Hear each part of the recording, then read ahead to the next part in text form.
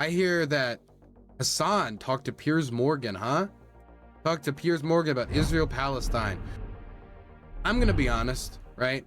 I don't know if trust Hasan to represent really any topic on foreign policy well on cable television, especially in an environment that could be a little bit more aggressive in their questioning, like Piers Morgan, where it's not just you come on and it's like an NPR interview where you just kind of say, yeah, you know, I really like being put. Oh, what was that GQ interview? Oh, I really like people disagree with me and question me. Like, it's not going to be one of those interviews. It's going to be a lot more aggressive. And considering how he can slip up in the, you know, in the things he says, and he'll often say things without having full knowledge of the situation, I don't know if this is the best media environment for him. But I'm going to be honest. I feel like my biases against Hasan are coming through. I really disagreed with how he covered the war in Ukraine.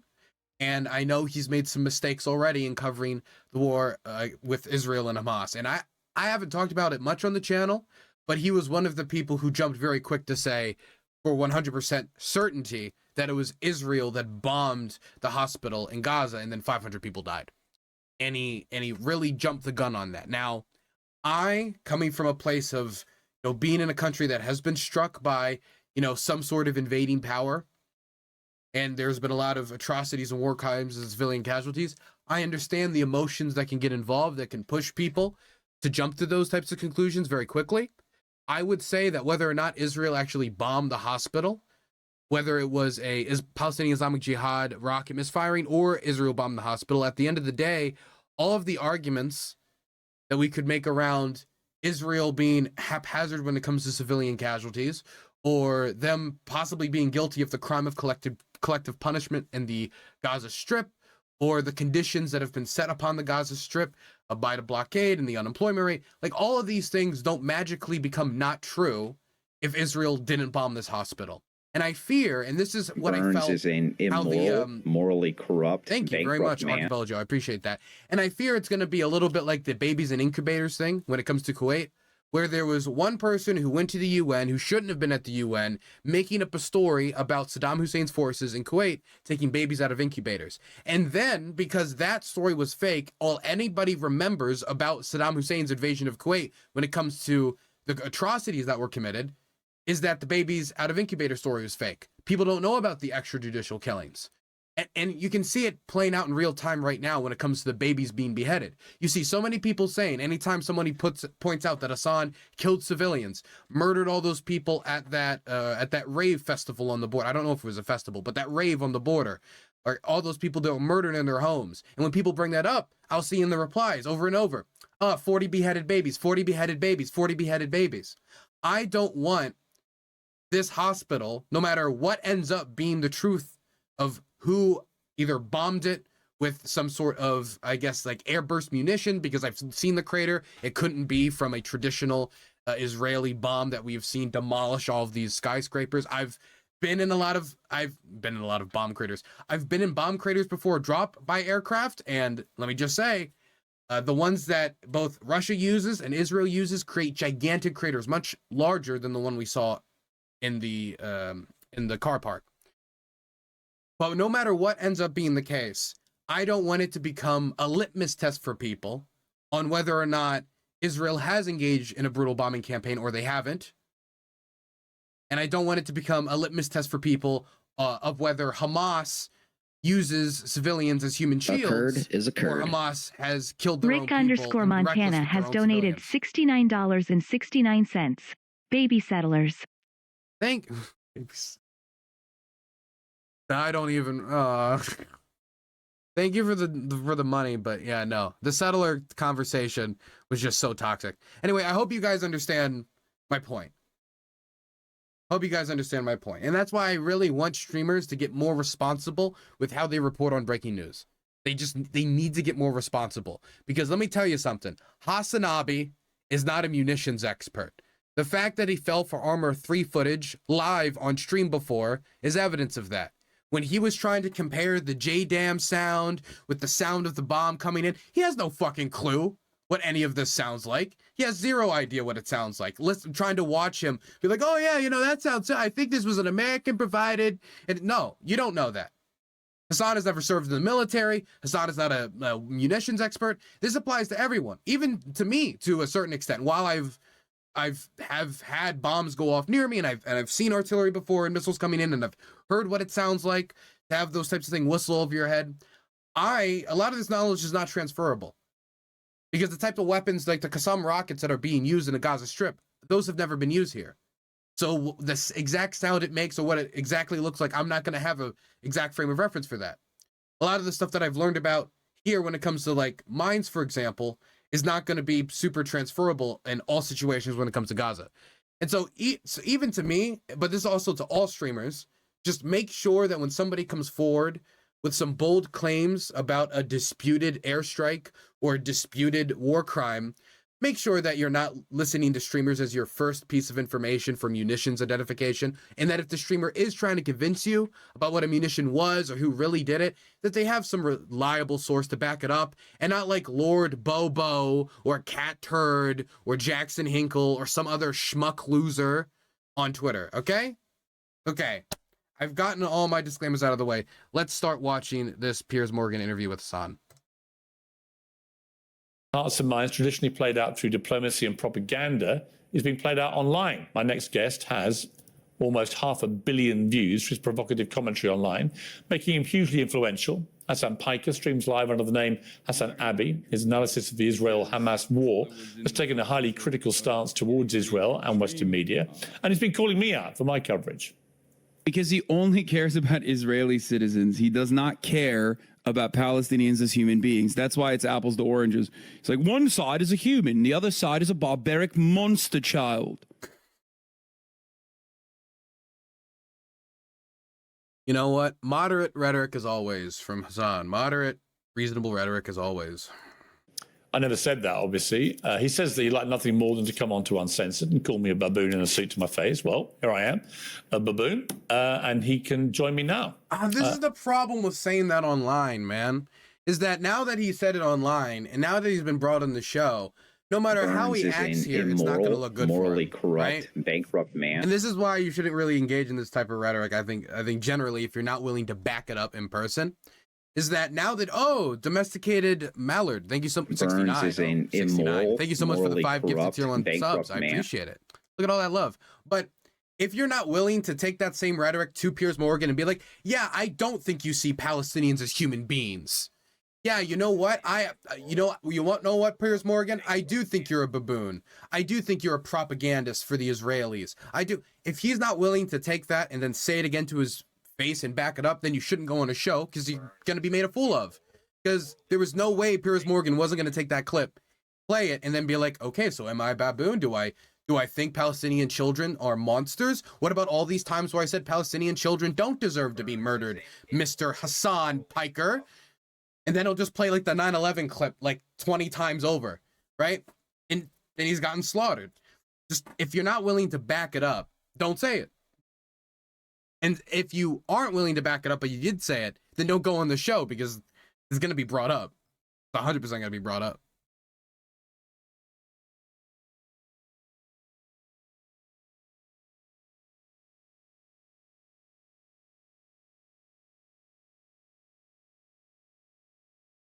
I had it muted. Oopsie doopsie.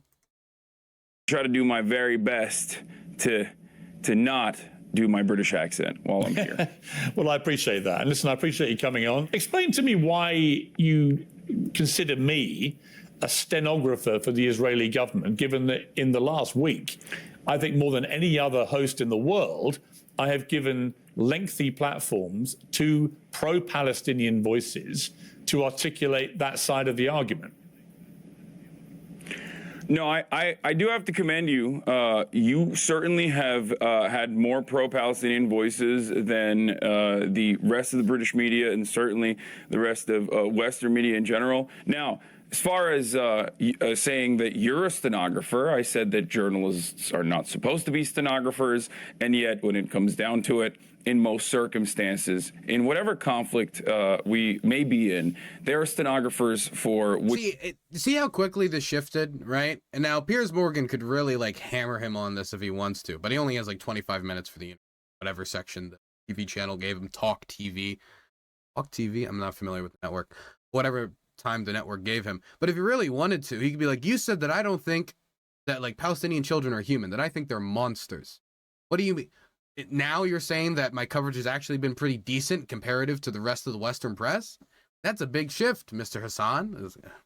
Whatever. Whichever party is aligning with the American State Department and the interests of the West in general, and Israel happens to be the one in this ongoing conflict. It's interesting that you call me a propagandist, because I want to play you. This was your reaction to when the hospital got I'm bombed. a propagandist. Well, no, for the record. I'm not calling you that. I'm just saying. I'm going to play you. I'm saying I am. Okay. Well, then I want to. I'm saying I am. I just want to even play it. Okay. I'm going to play the clip. This is your reaction to the bombing of the hospital the other night. I'm just going to be blunt. That just looks bad. I get an idea that he's going to go the whole like Noam Chomsky, manufacturing consent. Like, well, everyone's really a propagandist for their own cause at the end of the day. But that's not how, people use that in layman's terms. There's no way for you to say I'm a propagandist and you end up looking good on the other end of that. While I was in the process of getting ready for the stream, Israel enacted one of the singular worst strikes they have done thus far, and an Israeli airstrike hit the Al Ahli hospital in Gaza City, where thousands of civilians were seeking medical treatment and shelter from the relentless bombing campaign. Now, interestingly, when you were saying that, I was... Yeah, he just reported it all as 100% fact, didn't he? No, like, disclaimer, this is from like the Gazan Health Ministry headed by Hamas. He just reported it all 100% as fact. Undisputed fact. Man, I gotta say this for the 10 millionth time. But you're a streamer on the internet. You can wait as long as you want for all the information to come out. Nobody's gonna hurt you.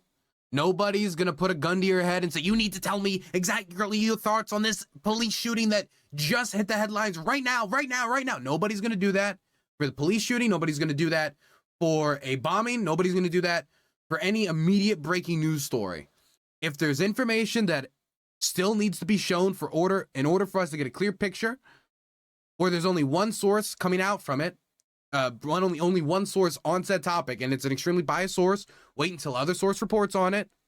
Wait until other sources report on it, and wait till you have more information. You can wait. That's what I tried to do with this. That's why I didn't release a video on the bombing until like 2 or 3 days afterwards, when some of the picture had been, cleared, and the IDF audio that they released of the Hamas operatives have been analyzed by experts at Channel 4 and other networks, so it could have commentary outside of, yeah, look at this audio that was released. Who knows if it's real or not? It could be fake. It could be real. And we had at least some expert testimony that we could reference when talking about that audio. There's no problem with waiting. The only negative side effect to waiting is that you're not going to get as many of the breaking news views. That's the only bad part of waiting. I think that making sure that your story is credible and well sourced, and that you have all the needed information to give some commentary, I think that's worth it. Coming on air too. And I took a position. C. Webster74 has donated $20. Sucks to hear that YouTube is being YouTube. What platforms do you accept money on? Also, gutter chat stinky. I support, you can support me on Patreon, DylanBurnsTV on Patreon, or DylanBurns.tv, my website, which if you just sub, tier 1, 2, 3, 4, whatever you want, whatever is, easiest for you, or you can donate like you just did. All those ways are good ways to support me now that YouTube has taken away my ability to take memberships and has demonetized this.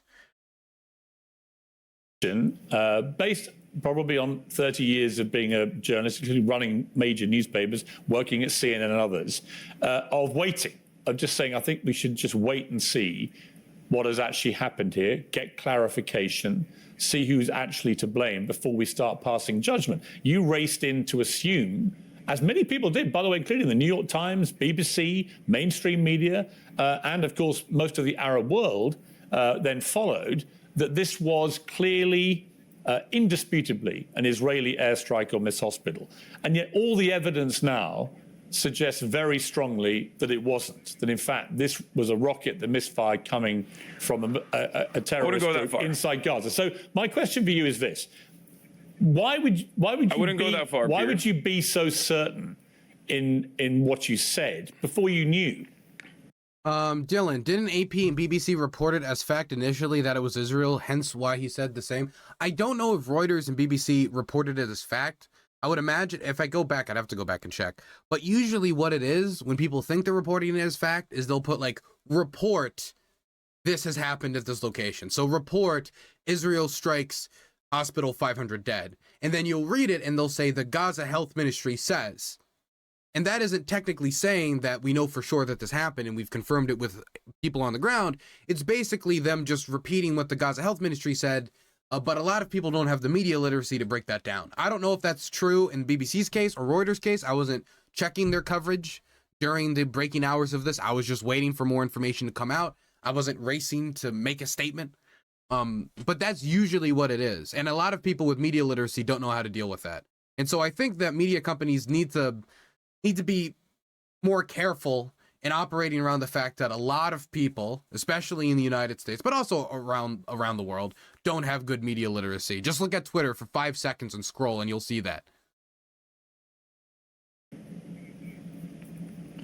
Okay. So first and foremost, before we get started on this conversation, let's understand something very important here. There's no electricity in Gaza. Internet is patchy in Gaza. There's no food in Gaza. There's no water in Gaza. This is all by design. This is because Gaza is under a brutal blockade, a brutal occupation by the Israeli government. Okay? So that plays a role in the fog of war and the misinformation that gets spread. Having said that, however, you made it seem as though there is a certainty that this was 100% not an Israeli airstrike. No, I didn't. And instead, I literally just said it's not a certainty. Okay, sorry. I said the evidence is Then I increasingly pointing to this not being an Israeli airstrike, and that is expert evidence from people who have no skin in the game at all. Yes. Well, I don't know which expert you're talking about, because I think Channel It'd probably help if he said the evidence. 4 did a pretty good job. As a matter of fact, I would say Channel 4 did probably the best job so far in analyzing everything that the IDF has said. But the reason why I believed, and I still do believe, that the likelihood is that this was an Israeli bombing campaign wasn't only because of the singular verifiable video, the phone video from the balcony that had all of the marking. Donated $5. Here's some money for your sick boy Borscht fund. Thank you. I've mostly recovered from the sickness. I still kind of have like a bad headache, but I'll be fine. Of an airstrike, the fact that the Israeli Air Force was enacting a bombing campaign in the region at the time, according to the Al Jazeera live streaming footage that everyone is using but doesn't understand. The fact that the thing is, it is true that it could have still been done by the Israelis. I mean, not one of their more traditional bombs that we've seen blow up like all these skyscrapers, but some sort of airburst munitions. It's not impossible. We haven't had independent investigators on the ground to confirm what the shrapnel and if there's any, identification from the warhead that we can find. Like, oh, this warhead lines up with this thing that's in an Israeli stockpile. Or, oh, this serial number lines up with this production line here. Like, none of that has been done. We don't have independent investigators on the ground. And until we have that, I find it unlikely that we're going to know for sure unless some big new piece of evidence comes out. So, I mean, it could still be the Israelis, just like it could still have been a Palestinian Islamic Jihad rocket that misfired, started falling apart in the sky, and then part of its engine hit the parking lot. The one thing I'm still really, really curious about is the death toll in relation to this strike, because initially the death toll was reported 500, and it was reported very quickly, and I was kind of confused because having had experiences with those types of strikes, it takes time to find the dead, uncover people from the bodies, save the survivors. I don't know how they got with such a big number so quickly. And I don't know where all those people were in the parking lot. I mean, it's not impossible. I know that there were people sheltering at the hospital and people could have maybe been sleeping in their cars or, waiting in the parking lot thinking it was safer than being in a building that could collapse. I don't know. But that's something I'm curious about as well, because it just, I don't know, it just set off some alarm bells in my head. Then they later adjusted the number to 471, so maybe it was an approximate guess from the Gaza Health Ministry. But remember, Gaza Health Ministry led by Hamas. So there's still so many questions about the details around the story. And my main complaint that I think that Piers should focus on, and I really think that Hasan should focus on so he doesn't make this mistake in the future, is jumping to conclusions when you only have one source, and that source is literally Hamas. You have one source, and that source is literally Hamas, and you can look how Reuters reported it, you can look how BBC reported it, and you can say that their headlines may have not been that responsible for people with not a ton of media literacy, or just irresponsible, period. But at the end of the day, when you look at the source, it was the Gaza Health Ministry. And I'm not saying that it's impossible that Israel still couldn't have done this, but what I am saying is you shouldn't necessarily take them immediately at their word with no other verification. I feel this is a very moderate conservative criticism that Hamas needs to really just take on the chin. Not Hamas. You know, Hamas has not been super accurate in their reporting. That's my number one criticism in Hamas. I think they've been slightly dishonest. That's my number one criticism. I have a few after that, but that's on the top of my list. No, Hasan needs to be more careful about that. Digital media person for the IDF immediately came out and said that this was actually an airstrike that hit a Hamas target, and that he was sad that there were, casualties at the end of the day, but this was a Hamas target, and celebrated it. And more importantly, I guess, the fact that this hospital had been bombed by Israel. This hospital had been bombed by Israel on Saturday. 22 hospitals have, as a matter of fact, been bombed by Israel since this last saga in the occupation. And this hospital had been bombed directly by Israel, where the cancer ward was destroyed. That does show that it isn't completely out of the ordinary or impossible to imagine Israel bombing a hospital. It'd be like if, for example, tomorrow we heard that a hospital in Aleppo was bombed, or a hospital in any of the FSA still controlled territory was bombed. There'd be one culprit at the top of the list every single time. It would be Assad, because Assad and the Russian regime have been known for bombing hospitals in the country. Israel, but also it's not conclusive. It's just saying that, Israel has once bombed hospitals before, and so maybe they would do it again. Has been bombing all of these hospitals. Israel has been calling all of these hospitals to evacuate over and over and over again. The medical professionals at the hospital had been called by the Israeli government the day prior, and everyone on the ground assumes that this is an Israeli airstrike.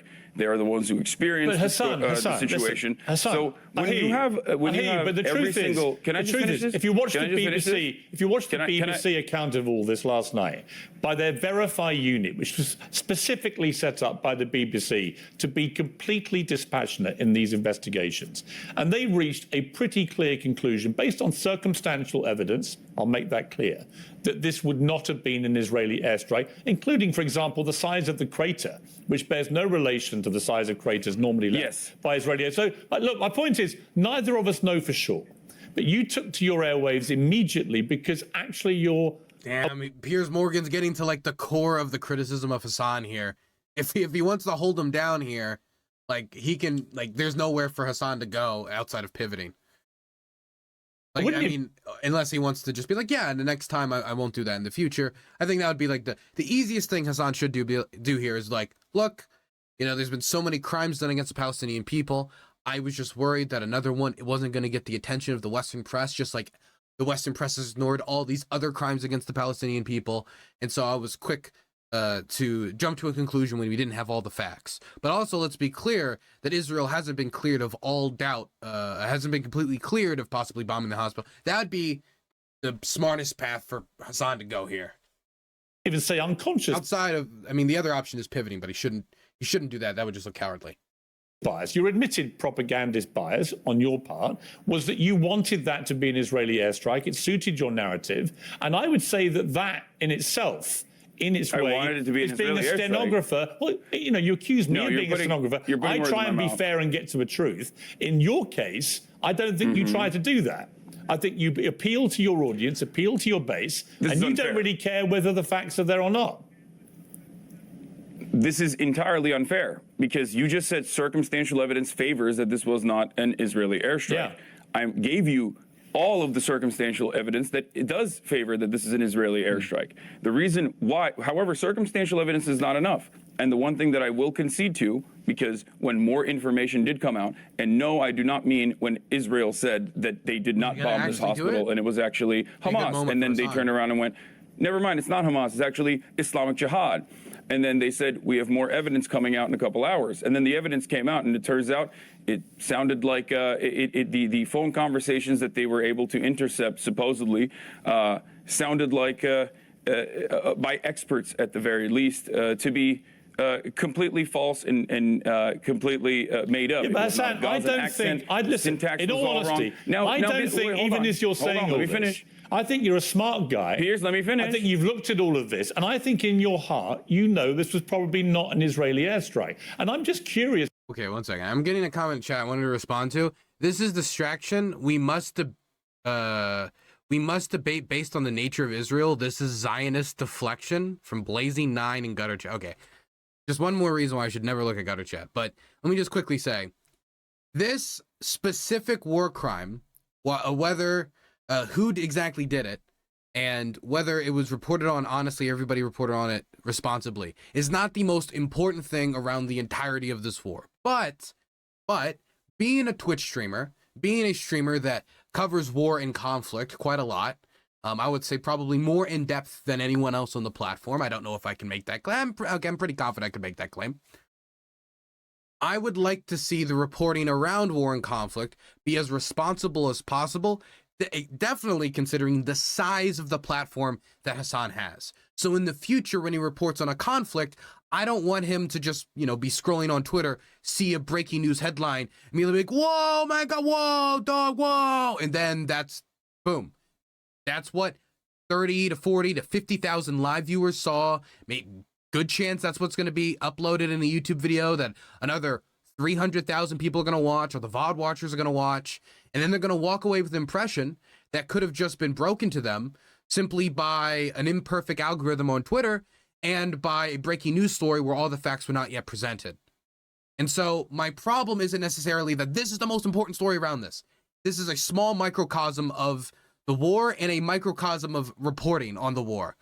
But when it comes to this platform in particular, where Hasan is probably one of the leading voices in politics on this platform, and therefore one of the leading voices in international affairs on the platform, I think we should be responsible in the reporting. And I want that same standard applied to me. I want that same standard applied to me when it comes to this war in Ukraine, because guess what? I'm very emotionally invested in this war.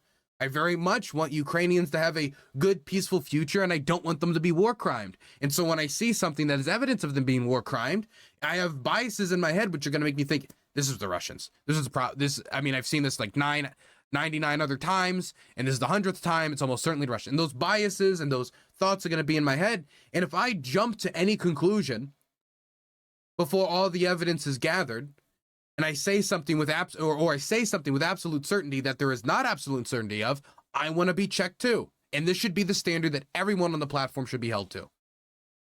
It's why you would, instead of admitting that as facts change, that is not what I'm saying. That is not what I'm saying at all. I don't understand why you would double and treble down when the evidence is pointing the other way. You're asking me to be on your show. Do you want to talk? Yes. If you're asking me to be on your show, and I want to be on the show, thank you so much for having me on your show. Let me explain exactly what I said, and let me explain to you why I think still, to this very moment, until there is a third-party investigation that is concluded by the UN, the International Criminal Court, or specifically a forensic analyst that looks at the situation, is allowed to be on the ground. This is not just my perspective. This is B'Tselem as well, which is an Israeli organization that has also demanded a third-party investigation. These are all good things, by the way. These should all happen. Occur. I am not going to conclusively say that this was not Israel's fault. I don't expect you to. Because I just gave you, and not because I'm a propagandist. As far as me being a propagandist goes, everyone is a propagandist. I'm just honest about it. You're a propagandist.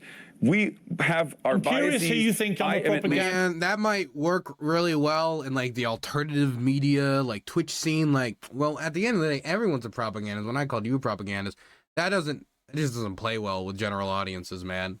This is not how people use the term in layman conversation. You gotta talk to people in a way that they understand. When people hear propagandists, what they're gonna think is basically you lie or just say things only in service of a goal. Therefore, if Hasan sees information that might be against his cause, for example, like let's say some data that would not reinforce something he believes, would he just ignore it and not show it, or not review it, or not process it? Those are assumptions people are gonna make about Hasan when he says something like this. But he means it in like a different way. Like all media is propaganda. He doesn't mean it in the way people use it in layman's terms. About my bias. Who do you think I'm a propagandist for? Who do I think you're a propagandist for?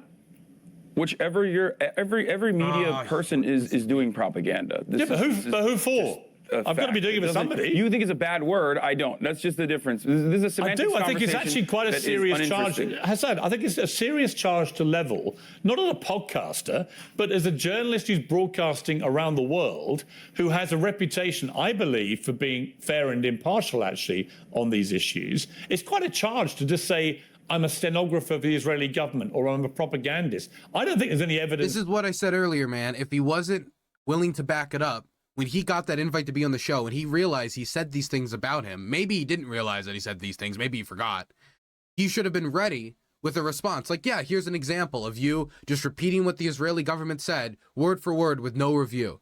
And then, you know, it wouldn't be a defense of his actions and how he just took the Gazan Health Ministry immediately at its word, but it at least could show that Piers Morgan is a hypocrite and that he was right when he brought that up. But he has to have something.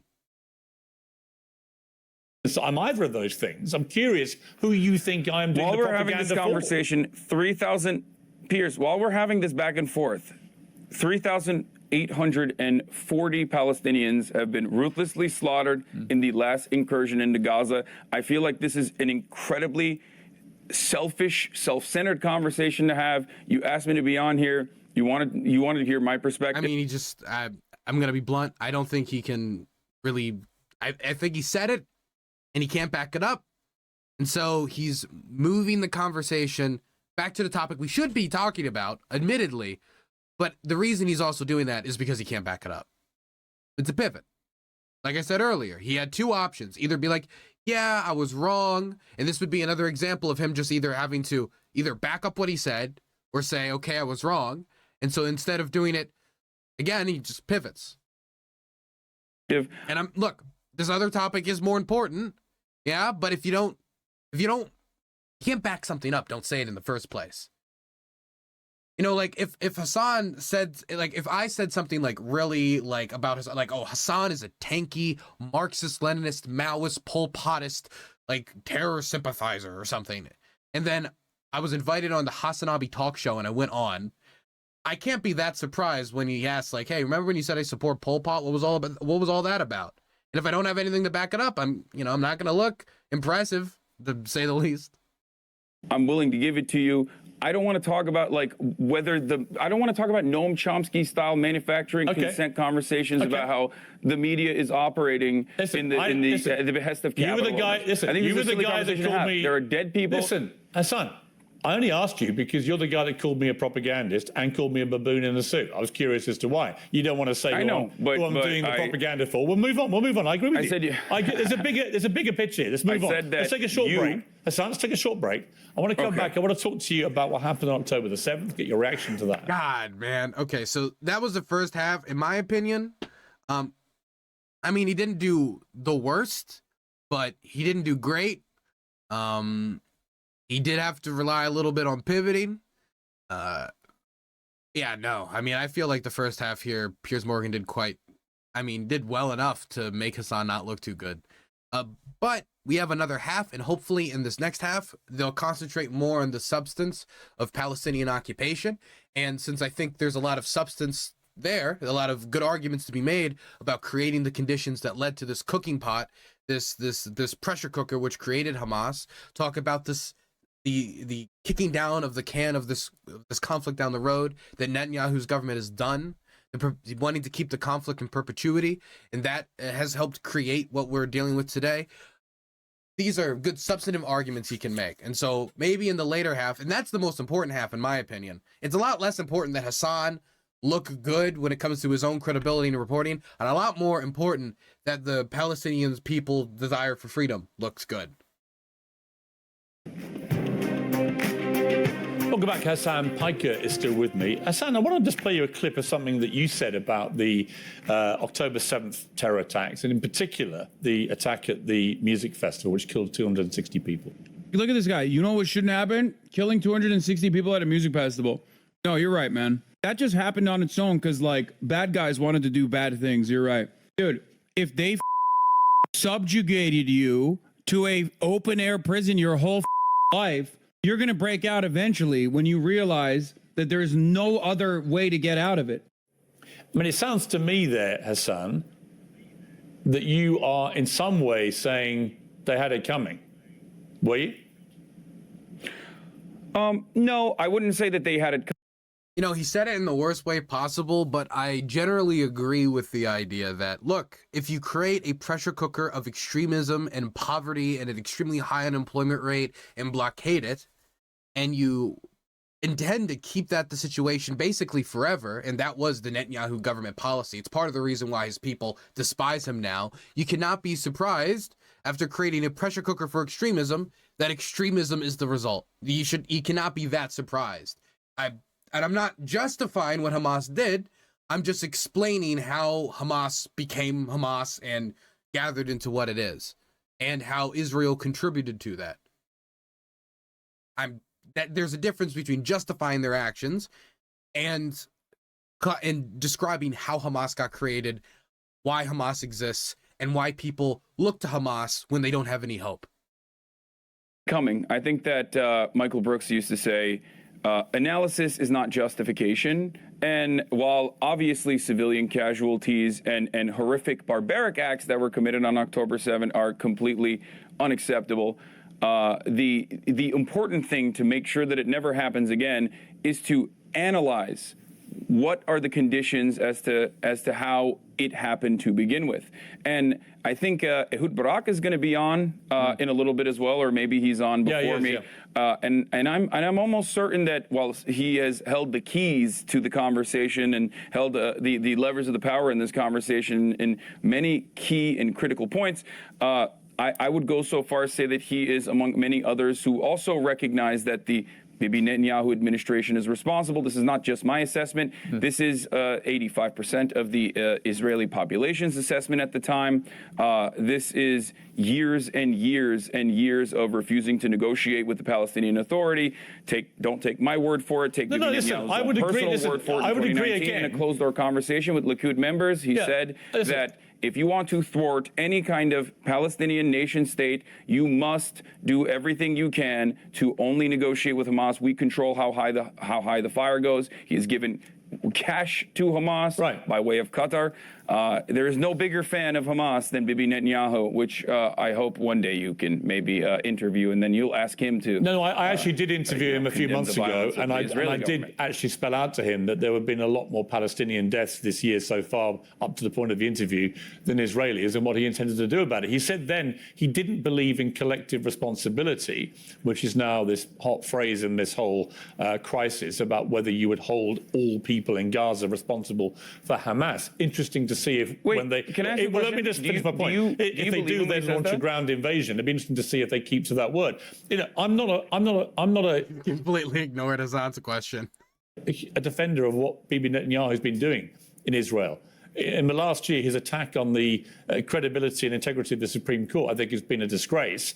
And I think it has fractured society in Israel. I also think that it's caused so much social unrest and had such big protests that you could argue it's taken the eye off the ball of the people who should have been defending the border because they've been trying to sort out what's been going on domestically, internally inside Israel. So I think it's a catastrophic failure of intelligence, of security, of defense, all of those things. I'll be amazed, frankly, if Netanyahu survives this. So I'm certainly not here to defend him, even if you do view me as a stenographer for his government.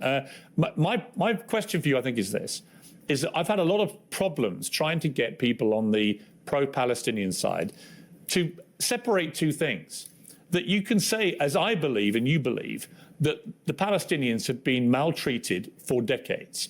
That the situation where they are effectively I mean, I don't even call it an occupation because Israelis aren't in Gaza. They pulled out in 2005, but they still control the ability of Gaza. This is why I call you a propagandist. I'm just saying the phraseology is confusing to me because the reality is Israel exercises control over people in Gaza. It allows them in and out. It allows them to turn on the tap of water and so on and so on. I get all that. They don't actually live there because they can't live side by side with each other. That's why it's called an open-air prison. Right. I don't disagree with... That's why they call it the world's largest open-air prison. Yeah, but Hasan, I don't disagree with you. And I have pointed this out for a long time as a journalist. So we don't disagree about the appalling plight of Palestinian people. But the issue comes that if you can't separate that ongoing dispute between Israel and Palestine from the absolutely appalling barbarism of October the 7th, which was on a whole different scale to anything we've seen,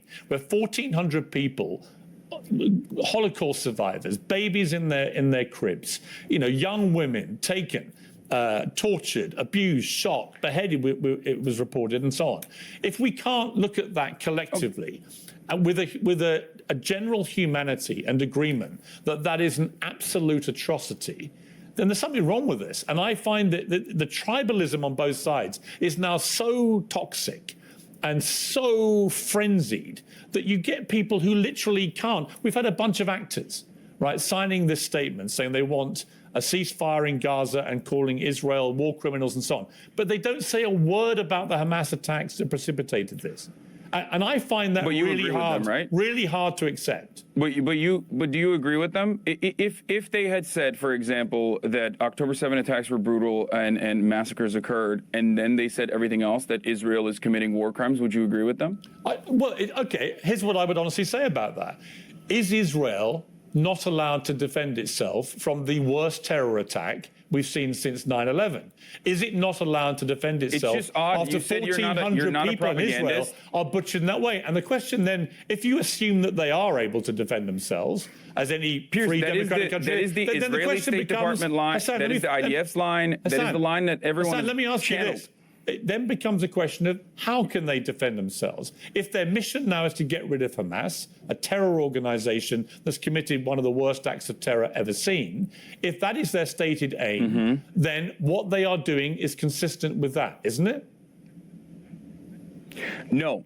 Here's why this is actually an abject failure. And this is what a rant. What a fucking rant from Piers Morgan. Jesus Christ, that was just a lot. No. Here's why this is actually an abject failure, and this is not just my perspective on the matter. I'm just a dumb idiot with a Twitch stream who is live reacting to the news and trying to make sense of everything as it's ongoing. I usually have a policy of not covering breaking news, and sometimes that policy is violated, but ultimately I am not held up by the same journalistic standards, even though I think I do a much better job than most other news outlets in general. Dude, just focus on the point he just made. Just focus on the point he just made. You can be like, look, of course Israel has a right to defend itself, but do we really trust Netanyahu with a nation-building project? What will this solve if Netanyahu creates an occupation of the Gaza Strip? What will that solve?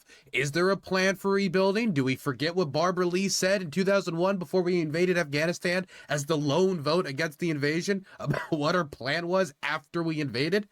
There's so many angles that he could go at this. And instead, he retracts the previous topic to talk about how, yeah, I'm a dumb Twitch streamer and I scroll on Twitter and live react to news, but also I'm not held to the same journalistic standards as you guys, even though I do a better job. It's going to be very hard for anybody to take you seriously when you're saying you're doing a better job at reporting on what's going on, when I mean, it was like squeezing like juice. It was like squeezing the last drop of water out of a wet towel to get him to be like, yeah, maybe that was wrong.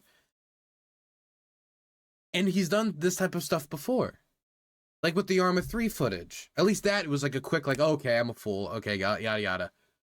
But what about the right sector snipers? What about the Kerch Bridge war crime accusation? This is a problem that he keeps doing. So, I mean, could we really say that he has better journalistic integrity than NPR, than the BBC, than CNN than MSNBC? Do we really say that? What has he displayed during his time as a streamer that gives him that claim of credibility? And to pull that claim out of your pocket during this interview, where you have to admit that you misreported the breaking news around the hospital strike. Man, fumble, fumble, fumble, fumble. So let me just say this really quickly. You said Israel has a right to defend itself. Absolutely zero people think that this is a ridiculous statement. However, how Israel is defending itself is collective punishment.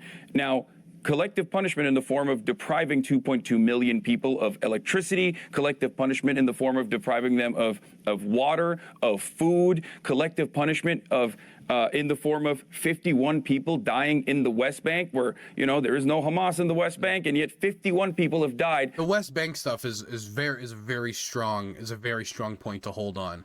Is, look, at the end of the day, you can say that there's technically not an occupation in Gaza, even though there's a blockade. There is an internationally recognized illegal, as in it's not internationally recognized, occupation of the West Bank. And settlers right now are killing Palestinians in the West Bank, as they have been doing for decades.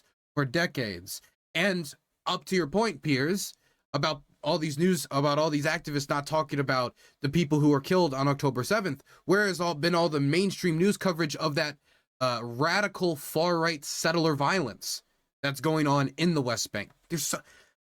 He's on the pathway. He's on the tracks. He's getting this show back on the road.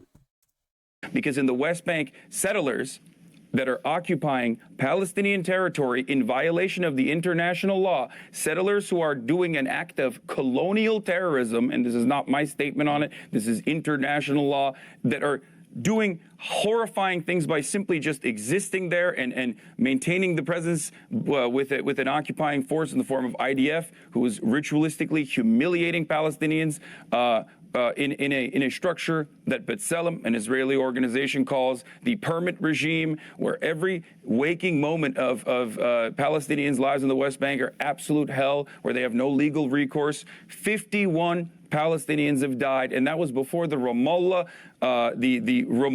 protest that happened last night, and the Israeli forces were opening up with live fire on protesters last night. So who knows what that death toll has become. This is all a product of Israel being an apartheid state. This is a violent apartheid state. There is no way to be a peaceful Hasan, apartheid let me ask you state. this. It is a violence. It is a violence required for its maintenance. Okay, listen. And that violence is frustrating people. I hear you. That violence is radicalizing people. But here's as far as Israel, as far as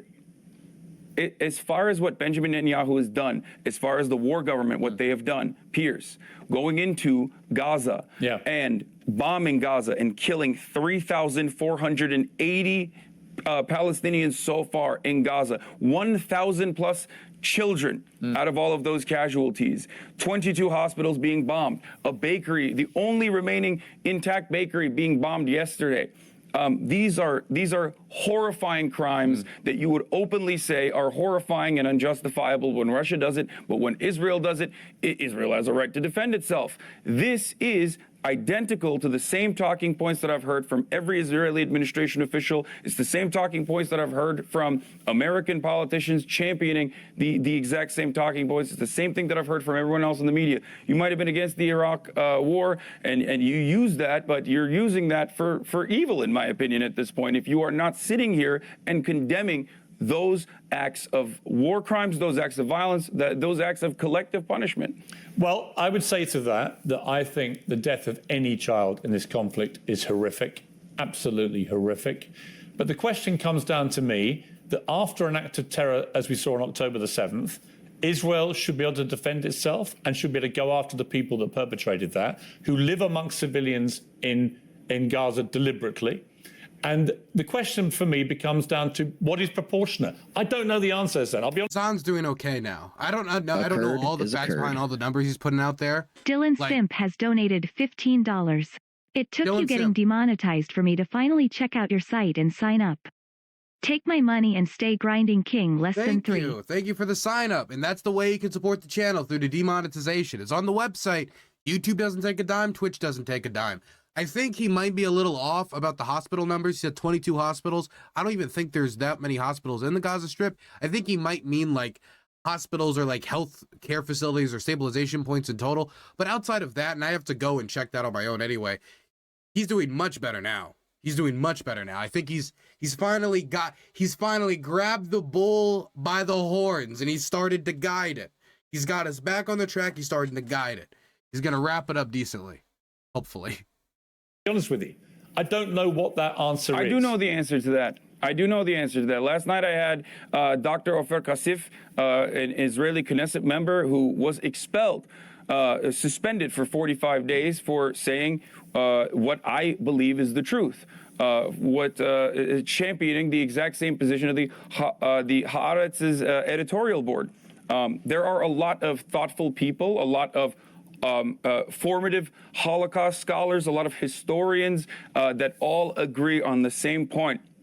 The reason why violence that even penetrates through the Israeli security blanket that people thought existed, that penetrated through that Iron Dome, the Iron Wall, if you want to call it that, is because of years and years of oppression and years of violence, which is a necessity to maintain an apartheid state. And this has to stop. There's only two ways out of this. Either you engage in full-blown ethnic cleansing, and if you listen to the likes of Smotrich, or if you listen to the likes of Itamar Ben-Gvir and these very unfavorable, unpopular, far-right figures, if you listen to Netanyahu and his Likud government, they say that they are interested in going in that direction, the ethnic cleansing direction, the ethnic displacement direction, or the only way out of this for a real solution is to move towards peace, to genuinely end the blockade, to end the apartheid, to end the occupation, and create a pathway towards citizenship for all people with a right to return, for all 14 million Palestinians, 5 million of which live under Israeli occupation. It's brutal. And then the rest living in diaspora.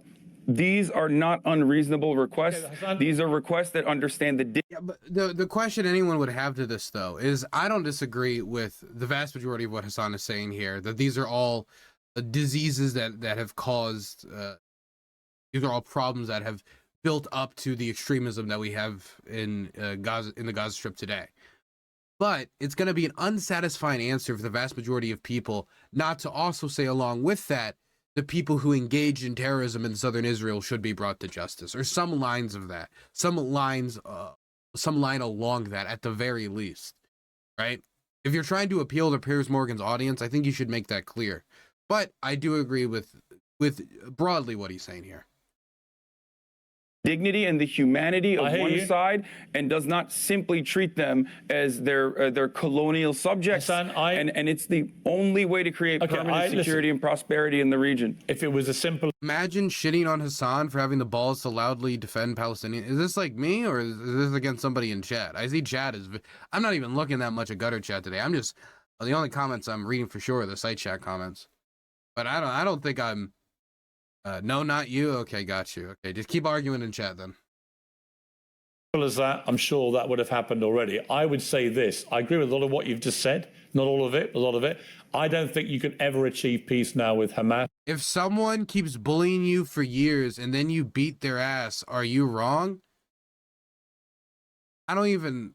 Who is this in... Is this in reference to, like, the terror attack in southern Lebanon? I mean, southern Israel? Is that in reference to the bombing campaign? Like, I'm sorry, but the 12-year-old girls having the building collapse in on them didn't bully the Israelis.